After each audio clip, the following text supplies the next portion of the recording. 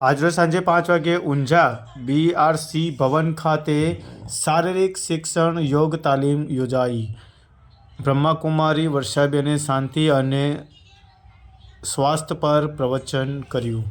Unjha BRC ભવન ખાતે શારીરિક શિક્ષણ અને યોગની 3 દિવસીય તાલીમનું આયોજન કરવામાં આવ્યું હતું। આ તાલીમમાં ઊંઝા તાલુકાના 50 જેટલા શિક્ષકો ઉપસ્થિત રહ્યા હતા। તાલીમનો મુખ્ય ઉદ્દેશ શિક્ષણ, યોગ અને આપણી રમતો।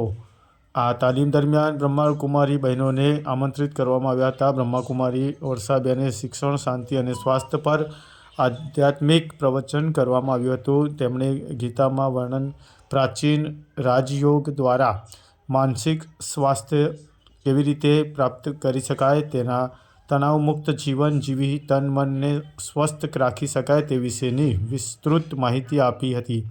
વર્ષાબેને બાળકોના ભણતરની સાથે જીવનમાં મૂલ્યોના મહત્વ પર ભાર મૂક્યો હતો। તેમણે શિક્ષકોને બાળકોના ભાવિ ઘડતરિયા તરીકે તેમની ભૂમિકા વિશેષ માર્ગદર્શન આપ્યું હતું।